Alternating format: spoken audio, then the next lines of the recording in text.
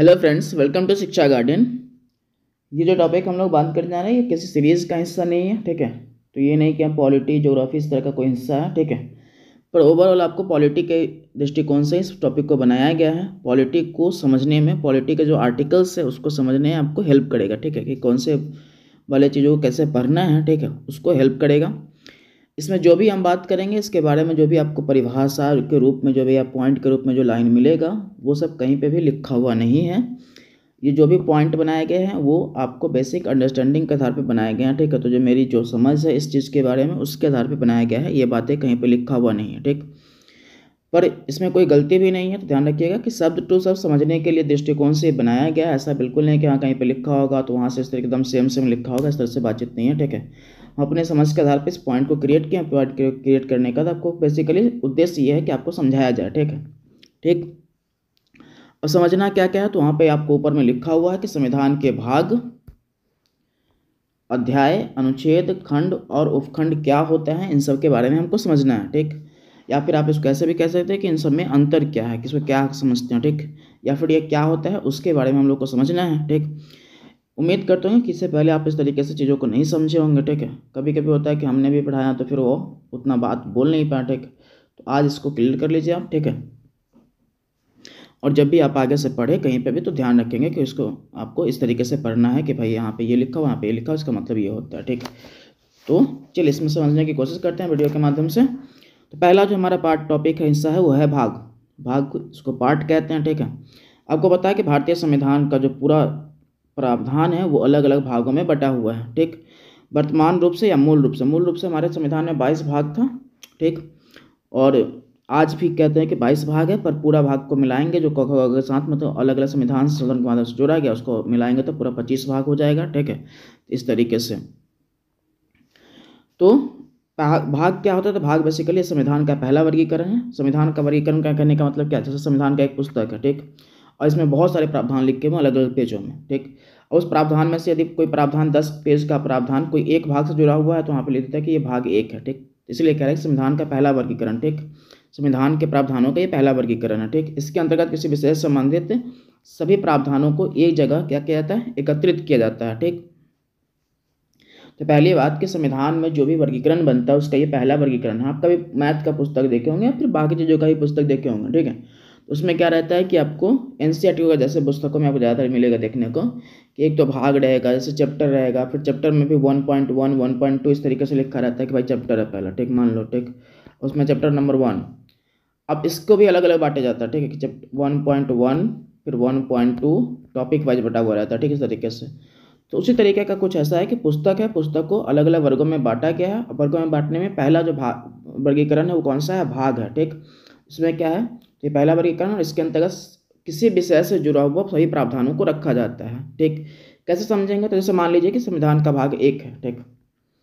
भाग 1 है, ये भारत और संघ राज्य क्षेत्र के बताते हैं, ठीक, उसके बारे में बताता है, भारत और उसके संघ राज्य क्षेत्र के बारे में बताता है, ठीक है। अब उसके राज्य क्षेत्रों के बारे में बताएगा, ठीक है, भारत संघ उसके राज्य क्षेत्रों के बारे में बताएगा आपको भाग 1 में, ठीक। दूसरा में क्या है, तो दूसरा में नागरिकता है। अब नागरिकता से जुड़े हुए जो भी प्रावधान है उसको यहाँ पे लिखा जाएगा। तीसरा में क्या है, तो मौलिक अधिकार है, ठीक। तो इस तरीके से मौलिक अधिकार से जुड़े हुए जितने भी प्रावधान है सब क्या होगा, प्रत्येक भाग के अंतर्गत होगा, ठीक। तो कह रहा है कि किसी विषय से संबंधित जितने भी बात होता है उसको एक वर्गीकरण के तहत रखते हैं, उसको कहते हैं भाग, ठीक है। तो ये वर्गीकरण, ठीक। अगला है आपका अध्याय। अब जो भाग है, भाग बटा होता है फिर से अध्याय में, ठीक है। एक भाग है, उस भाग में अध्याय एक से अधिक हो सकता है या कभी कभी नहीं भी हो सकता है, ठीक है। कैसे नहीं हो सकता सब अभी भी बताएंगे आपको, ठीक। तो पहला पॉइंट पढ़ लीजिए, उसका बताते हैं पूरी कहानी, ठीक। यह संविधान का दूसरा वर्गीकरण होता है। दूसरा वर्गीकरण का मतलब क्या होता है, भाग को ही बांटा जाता है। तो भाग पहला वर्गीकरण हो गया तो इसको दूसरा मान लीजिए, ठीक, वैसा दूसरा वर्गीकरण है। और यह भाग के वर्गीकरण के बाद बनता है। मतलब ये कि पूरे संविधान को यदि हम 22 भागों में बांटे हैं और बाकी को मिलाएंगे तो 25 हो जाएगा, तो उसको बांटे हैं, ठीक। तो उसी में से एक भाग में से क्या बनता है, तो एक भाग में एक से अधिक अध्याय हो सकता है, या फिर हो सकता है कि किसी भाग में कोई अध्याय हो ही ना, ठीक है, ये भी हो सकता है, ठीक, वैसा। देखिए दूसरा पॉइंट क्या कह रहा है, दूसरा पॉइंट कह रहा है कि जब संविधान का भाग विस्तृत होता है तो उसके लिए विभिन्न पहलुओं का एक व्यवस्थित रूप देने के लिए, ठीक है, तो इसके विभिन्न पहलुओं को एक व्यवस्थित रूप देने के लिए उसे अध्याय में बांटा जाता है। जब कोई बड़ा होगा, ठीक है, भाग, तो उसको बांटेंगे। ठीक, सभी, थर्ड पॉइंट आपका क्या है कि सभी भाग का वर्गीकरण नहीं होता है। ठीक है, सभी भाग का वर्गीकरण अध्याय के रूप में आपको नहीं मिलेगा। ठीक है, जो विस्तृत प्रकार का होता है उसी का वर्गीकरण किया जाता है। अब इसके लिए नीचे में एग्जाम्पल लिखा हुआ। ठीक, जैसे देखिए, भाग 1 इसका कोई अध्याय नहीं है। ठीक, भाग 2 कोई अध्याय नहीं है, भाग 3 कोई अध्याय नहीं है, भाग 4 में भी कोई अध्याय नहीं है। ठीक, और भाग 4 क में भी कोई अध्याय नहीं है। कहने का मतलब ये कि संविधान के कुछ प्रावधानों को लेकर हम क्या बना दिए, भाग बना दिए। ठीक, अब यदि वो कोई भाग जिसमें बहुत सारे प्रावधान हैं तो उसको चैप्टर में हम बांटेंगे, पर कोई भाग जिसमें बहुत सारे प्रावधान नहीं है तो उसको चैप्टर में हम नहीं बांटते हैं। ठीक है, वैसा बात है। तो अभी तक भाग 4 क तक तथा अन्य और भी भाग, ठीक है, ये सीक्वेंस में था इसलिए हम यहाँ तक लिख दिए हैं। ठीक है, फिर बीच में 5, 6 ये क्या होता है, वो बटा होता है अध्याय में, तो इसलिए सीक्वेंस में यहाँ तक हम लिख दिए कि 1 भी नहीं बटा हुआ, 2 नहीं बटा हुआ, 3 भी नहीं बटा हुआ अध्याय में। ठीक, 4 भी नहीं बटा ना, 4 का बटा। ठीक, तो इसका वर्गीकरण नहीं हुआ था। अन्य और भी भाग का वर्गीकरण नहीं हुआ है। ठीक, ये कह रहा है कि यहाँ तक वर्गीकरण नहीं हुआ है। ठीक, पर कुछ भाग ऐसे हैं जैसे भाग 5, 6 या अन्य बड़े भाग का वर्गीकरण अध्याय में देखने को मिलता है। ठीक है, तो 5 का वर्गीकरण कैसे हुआ, तो 5 का वर्गीकरण जो है उसका जो 5 भाग है उसका नाम क्या है, तो 5 भाग का नाम है, जो 5वां नंबर का भाग है उसका नाम है संघ सरकार। ठीक, उसमें अब चूंकि ये बहुत विस्तृत प्रकार का भाग है इसलिए इसको बांटे हैं चैप्टर में। ठीक, इसमें ये 5 अध्याय है, 5 चैप्टर में है। ठीक, अध्याय 1 कार्यपालिका, अध्याय 2 संसद, ठीक, अध्याय 3 में पढ़ना आपको राष्ट्रपति की विधायी शक्तियाँ, अध्याय 4 में पढ़ना संघ की न्यायपालिका, और अध्याय 5 में पढ़ना भारत का नियंत्रक एवं महालेखा परीक्षक। ठीक, इस तरीके से संघ सरकार के बारे में 5 अलग अलग अध्यायों में पढ़ना होता है। अब ये पूरा विस्तृत टॉपिक है। ठीक है, ये पूरा विस्तृत टॉपिक है इसलिए इसको अलग अलग अध्याय में बांटा गया। ठीक, और जो भाग विस्तृत नहीं होता उसको नहीं बांटते हैं। ठीक, तो ये ध्यान रखिएगा। आगे है आपका राज्य सरकार वाला भी यहाँ पे लिखा हुआ है कि राज्य सरकार का भी ये जो भाग 6 होता है वो भाग 6 में क्या है, राज्य सरकार के बारे में है, और ये 6 अध्यायों में बटा हुआ है। पहला अध्याय है साधारण, इसका मतलब आपको जानना हो तो ऐसे तो ये वीडियो सिर्फ इस चीज़ को बताने के लिए कि अध्याय क्या होता है, भाग क्या होता है। तो साधारण का मतलब कुछ नहीं, बाकी सभी अनुच्छेद जो है इससे जुड़ा हुआ है, सबका जुड़ा हुआ यहीं पे एक लिखा गया। ठीक है, नॉर्मल आपको सिंपली जानकारी मिल जाएगा। दूसरा अध्याय इसका है कार्यपालिका, फिर तीसरा हो जाएगा राज्य का विधानमंडल, फिर राज्यपाल की विधायी शक्ति, राज्य के उच्च न्यायालय और अधीनस्थ न्यायालय के बारे में 6वें भाग में चर्चा है। इस तरीके से आपको बात पूरा मिल जाता है। ठीक, वैसा तो ये भाग 6, जो भाग 6 है वो 6 अलग अलग अध्यायों में बटा हुआ है। ठीक, तो जरूरी नहीं है कि सभी भाग का ये अलग अलग अध्यायों में बंटवारा हो। ठीक है, वो जो विस्तृत प्रकार के भाग होते हैं उन्हीं को अलग अलग अध्याय में बांटते हैं। एक आप देखें कि भाग 5 में क्या मिला आपको, 5 ही अध्याय मिला। ठीक है, भाग 6 में 6 मिल गया अध्याय। ठीक है, किसी भाग का बंटवारा होगा तो 2 ही अध्याय मिलेगा, किसी में 1 ही, 2 या 3, 4 मिल जाएगा, इस तरीके से। ठीक, तो कहने का मतलब ये है कि आपको अध्याय तभी बनता है जब भाग कोई विस्तृत हो, यदि नहीं रहेगा कोई विस्तृत भाग तो अध्याय नहीं मिलेगा आपको। ठीक, वैसा एक मतलब अध्याय क्यों ही बनाएगा, क्योंकि एक अध्याय बनाने का कोई मतलब नहीं है, क्योंकि जब ऑलरेडी पूरा प्रावधान एक ही भाग में आ सकता है। ठीक है, तो अलग से अध्याय 1 बनाने की जरूरत नहीं, तो एक से अधिक होगा तभी बनता है कि भाई एक इसमें रख देते हैं पूरा बात और बाकी दूसरा में रख देते हैं, इस तरीके से वैसा। अब जब भाग हो गया, भाग का डिवीजन हुआ किसमें, अध्याय में। अब अध्याय किसमें बटेगा, तो इसे बटेगा अनुच्छेद में। ठीक है, तो जो अध्याय की बातें हैं, जैसे कुछ भागों में क्या है सीधे सीधे अनुच्छेद रहता है, और कुछ भाग में फिर ये आपको अनुच्छेद अलग अलग अध्यायों के रूप में देखने को मिला कि इस अध्याय में इतना अनुच्छेद, इस अध्याय में इतना अनुच्छेद रहता है, इस तरीके से। ठीक, कैसे होता है देख लीजिए। तो भाग व अध्याय के प्रमुख बातों को, ठीक, भाग व अध्याय के प्रमुख बातों को विभिन्न संख्याओं के माध्यम से बताया गया है, जिसे अनुच्छेद कहते हैं। ठीक, इसको उल्टा भी कर सकते हैं कि अनुच्छेद क्या होता है, तो कुछ अनुच्छेद मिलकर अध्याय बनाता है, कुछ अनुच्छेद मिलकर सिर्फ भाग ही बनाते भी कह सकते हैं। ठीक, वैसा। तो भाग व अध्याय, भाग व अध्याय क्यों बोले हैं, क्योंकि जो भाग बड़ा छोटा होगा उसमें तो अध्याय होगा ही नहीं। ठीक, तो सिर्फ भाग ही कह लीजिए। ठीक, और जो अध्याय भाग बड़ा होगा उसमें अध्याय भी होंगे तो अध्याय में अलग अलग अनुच्छेद होगा। ठीक, इस तरीके से एग्जाम्पल के तौर पर भी नीचे सब लिखा हुआ, तनाव नहीं लेना अपने को। ठीक, वैसा। अब देखिए, भाग व अध्याय के प्रमुख बातों को विभिन्न संख्याओं के माध्यम से बताया गया, जिसे क्या कहते हैं, अनुच्छेद कहते हैं। पहले भी हम आपको बताएं कि परिभाषा सीधे सीधे कहीं पे भी नहीं लिखा हुआ, समझ के आधार पर बनाया गया ताकि आपको समझ में बातचीत आ जाए, बस इतना ही। ठीक, अब हम जो नंबर के माध्यम से बात करते हैं, जैसे भाग 1 है, भाग 1 में 1 से लेकर 4 तक अनुच्छेद है। ठीक, ये भाग 2 है, 5 से लेकर 11 तक है तो उसके नंबर के माध्यम से व्यक्त कर रहे हैं हम उसको, ठीक। 5 से लेकर 11 तक अनुच्छेद है।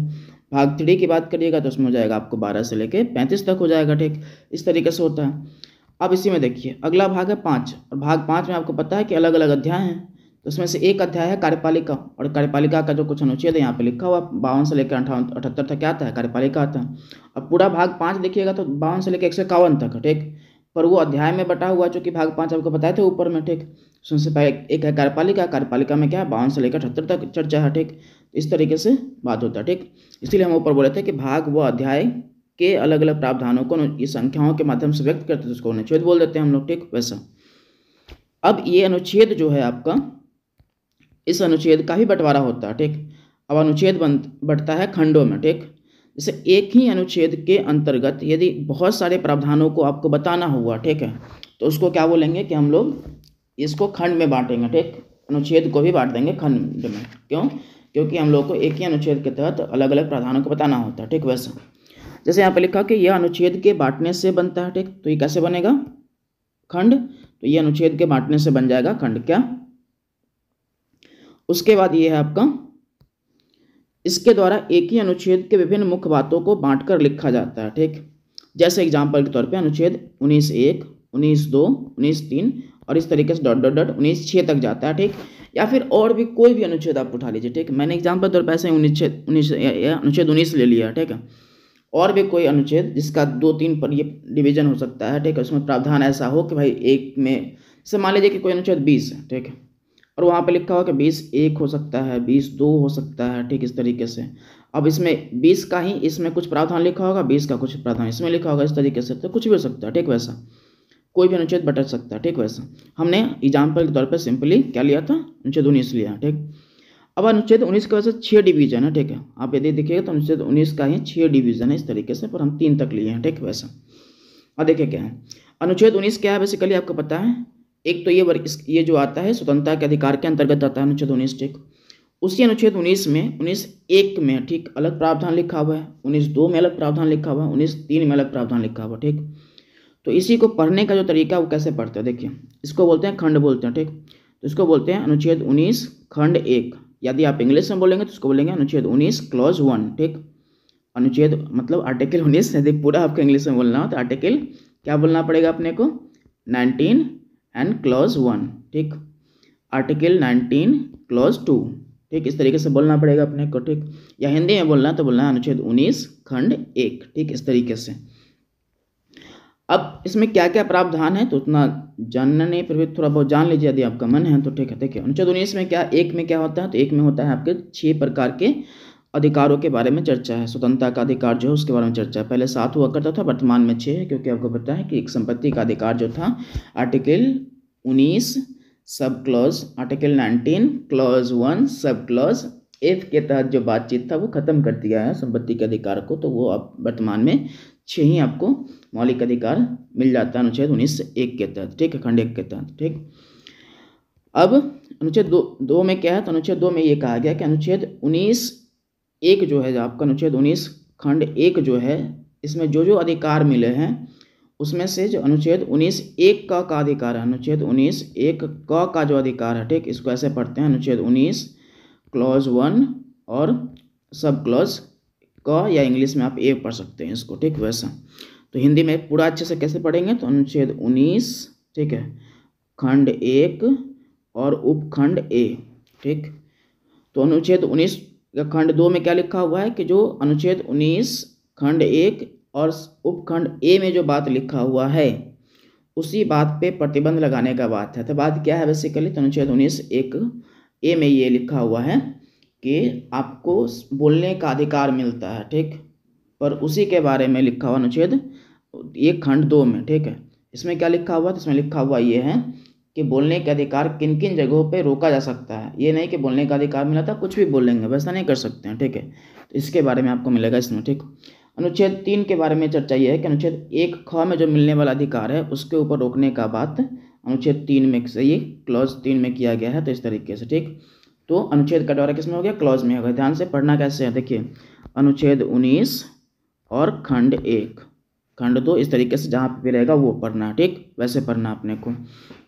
अगला हो जाएगा आपका उपखंड, उपखंड में क्या है, तो ये यह एक अनुच्छेद के खंड को अलग अलग भागों में बांटा जाता है। ठीक, अब ये कह रहा है कि अनुच्छेद, एक अनुच्छेद होगा, उसका खंड होगा, और उसके खंड में भी प्रावधान को जोड़ना है। ठीक है, जिसका बहुत सारा प्रावधान हो सकता है। ठीक, तो उसको भी अलग अलग वर्गों में बांटते हैं, तो उसको बोलते हैं कि ये क्या है, आपका उपखंड हो गया। जैसे एग्जाम्पल के तौर पे लेते हैं हम लोग। ठीक है, देखिए यहाँ पे आपने माना अनुच्छेद 19। ठीक, उसके बाद हम लोग माने खंड 1। ठीक, और उसके बाद ब्रैकेट में मानते हैं हम लोग ABC। ठीक है, क्योंकि आपको बताए हैं अभी कि अनुच्छेद 19 एक, जो अनुच्छेद 19 है, आप सिंपली एक कह सकते हैं, पर आपको मतलब पढ़ना हो अच्छे तरीके से। ठीक है, तो उसको ऐसे पढ़ते हैं, अनुच्छेद 19 क्लॉज 1 या अनुच्छेद 19, उसके बाद क्या हो जाएगा आपका खंड 1। ठीक, ऐसा।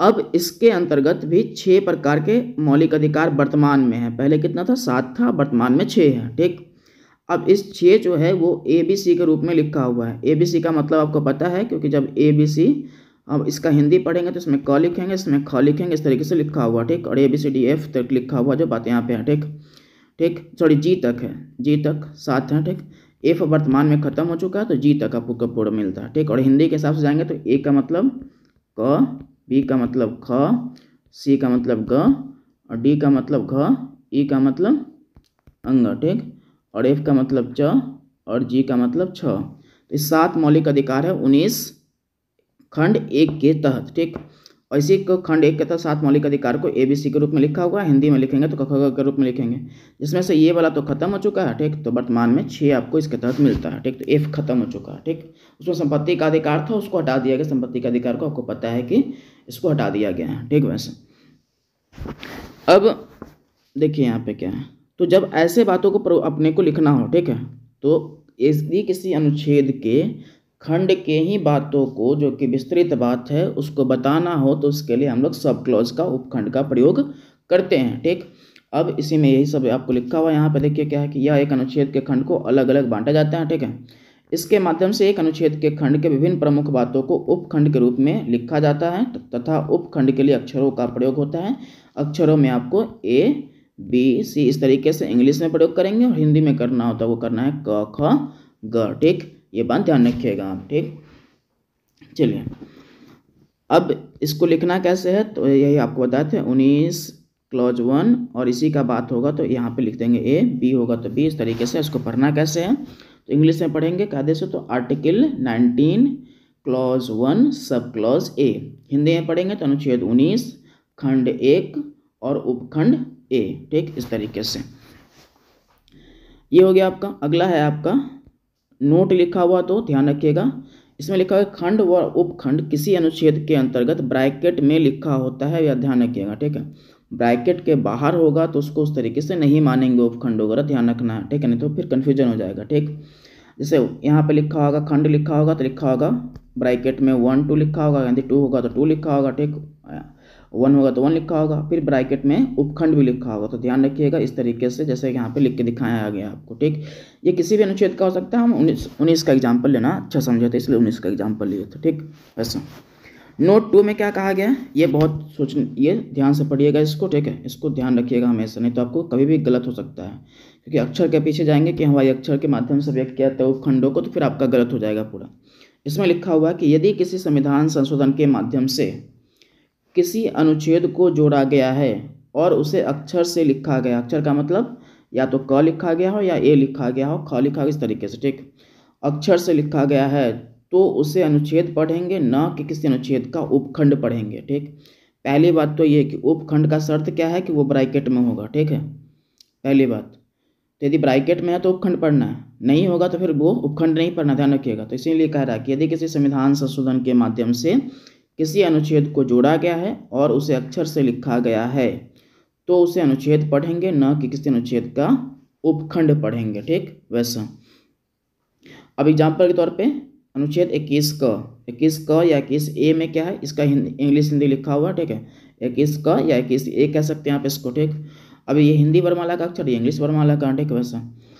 अब इसमें क्या है, तो इसमें राइट टू एजुकेशन की बात किया गया है। ठीक, तो ये संविधान संशोधन के माध्यम से जोड़ा गया है बाद में। ठीक, अब ये नहीं कि आप इसको क्या पढ़ेंगे कि हाँ 21A लिखा हुआ तो हम क्या कह देंगे इसको कि ये आपका क्या है, ये उपखंड, ऐसा नहीं करिएगा। ठीक है, उपखंड के लिए हमेशा क्या होना चाहिए, ब्रैकेट होना चाहिए, जो कि यहाँ पे ब्रैकेट नहीं है, ठीक, तो ध्यान रखना है। अनुच्छेद 39 क, ठीक, ऐसे संविधान संशोधनों को ब्रैकेट में लिखना भी नहीं कि हाँ अनुच्छेद 39 क लिख दिए, ठीक है। यदि आप कहीं पे लिखे होंगे तो वहाँ पे उसको हटा लीजिएगा ब्रैकेट, ठीक है। जो लोग ये पहले पढ़े हैं, सो जो लोग पहली बार जान रहे हैं तो उनके लिए तो कोई दिक्कत ही नहीं, ठीक, वैसा। यदि कहीं पे आप ये हो तो उसको हटा लीजिएगा, ठीक। अब 39 का लिखा हुआ, ठीक, जो कि ब्रैकेट से बाहर है, इसको 39A भी लिख सकते हैं आप लोग, ठीक। तो ये, ठीक, इसमें ये लिखा हो कि समान अवसर के आधार पर न्याय देना व निःशुल्क कानूनी सहायता उपलब्ध कराने के बारे में जानकारी है, ठीक है। तो वो आपको यहाँ पे अभी क्या होता है तो आप पढ़ेंगे वहाँ पर DPSP में पढ़ेंगे, ठीक, वैसा। इसके बाद में जोड़ा गया था 42वें संविधान संशोधन अधिनियम द्वारा, ठीक है। तो इसलिए आपको यहाँ पे लिखा अनुच्छेद 39 का, ठीक। 43 का, ठीक, इसको 43B भी आप लिख सकते हैं, ठीक है, 43B। और इसमें क्या है तो सहकारी समितियों के बारे में चर्चा है कि सहकारी समितियों वगैरह के बारे में, ठीक। 43 क भी होता है इसमें, 43 क यहाँ पे नहीं लिखे थे हम, 43 क भी होता है। 43 में एक तो 43 अनुच्छेद है, ठीक, उसका 43 क है, उसका 43 ख भी है। इसी को इंग्लिश में क्या कहेंगे, 43A कहेंगे, 43B कहेंगे, ठीक, वैसा। 43 क में क्या है, 43 क में उद्योग के प्रबंधन में जो मजदूर वगैरह की भागीदारी है उसके बारे में चर्चा मिलता है कि कैसे आपको उसको मतलब उसके लिए अच्छे से नियम बनाना है मजदूरों के लिए, उद्योग वगैरह में के लिए, ठीक, वैसा। तो ध्यान रखिएगा। तो पहले संविधान का वर्गीकरण हुआ भाग में, यदि कोई भाग बड़ा था तो उसको अध्याय में बांट दिए, ठीक। उसी अध्याय और भाग को संदर्भित करने के लिए हम लोग अनुच्छेद का प्रयोग किए, ठीक। उस अनुच्छेद में कोई बहुत महत्वपूर्ण बात अलग अलग ये बिंदुओं में था तो उसके लिए हम लोग खंड का प्रयोग किए, ठीक, 1 2 3 ऐसे करके। उसी खंड के अंतर्गत यदि एक के अंतर्गत बहुत सारे प्रावधान था तो उसको हम लोग उपखंड का प्रयोग किए उसको बताने के लिए, ठीक। और उसी के लिए हम लोग अक्षर का प्रयोग किए थे ABCD, या इंग्लिश में बात सॉरी हिंदी में बात करेंगे तो क ख ग घ, ठीक, इस तरीके का। और इसी को डायग्राम के माध्यम से नीचे समझाया गया है, देखिए क्या है, नीचे आपको डायग्राम के माध्यम से समझाया गया, ठीक। तो पहला जो वर्गीकरण हुआ संविधान का वो क्या हुआ है, अध्याय के रूप में हुआ है यहाँ पर, ठीक। ये है सॉरी भाग के बाद भाग का वर्गीकरण हुआ है अध्याय में। ध्यान रखिएगा सभी भागों का वर्गीकरण नहीं हुआ है, तो ध्यान रखना है सभी भागों का वर्गीकरण अध्याय में नहीं हुआ है। जो बड़े प्रकार के भाग थे उसी का वर्गीकरण हुआ है, अदरवाइज जैसे भाग 1 2 3 इस तरह का वर्गीकरण आपको नहीं देखने को मिलता है, ठीक, वैसा। फिर भाग अध्याय का वर्गीकरण किसमें हुआ है तो अनुच्छेद है, अध्याय से छोटा क्या हो जाएगा अनुच्छेद हो जाएगा, ठीक। अनुच्छेद भी बटा हुआ किसमें तो खंड में बटा हुआ है, ठीक, और खंड बटा हुआ किसमें तो उपखंड में बटा हुआ है। और इस तरीके से अंत यही होता है, ठीक, तो वैसा। अब किस अनुच्छेद के बारे में आपको पढ़ना हो कि यहाँ पे लिखा हुआ है पार्ट 1, ठीक, जैसे पार्ट आप 3 लिख रहे हम इसके बारे में पढ़ लेते हैं, मौलिक अधिकार जो लिख रहे थे वो वाला पढ़ लेते हैं, ठीक। तो वहाँ पे लिखा हुआ पार्ट 3, ठीक। फिर अनुच्छेद जिसमें चैप्टर तो है नहीं तो अनुच्छेद 19, फिर उसमें एक खंड 1 और ये हो जाएगा, ठीक, ये इस तरीके से ब्रैकेट में रहेगा, ध्यान रखिएगा। तो भाग 3 का अनुच्छेद 19 खंड A और उपखंड खंड 1 और उपखंड A इसके बारे में इस तरीके से, ठीक, वैसे समझना है। इस तरीके से पूरा बटा होता है, जिसमें अध्याय होगा तो उसमें अध्याय, फिर अध्याय बीच में एक अध्याय जुड़ जाएगा, पार्ट और अनुच्छेद के बीच में अध्याय, ठीक, इस तरीके से बातचीत होगा। समझ गए होंगे आप, उम्मीद करते होंगे। देखने के लिए धन्यवाद, फिर अगले वीडियो में मिलेंगे, तब तक के लिए बाय बाय।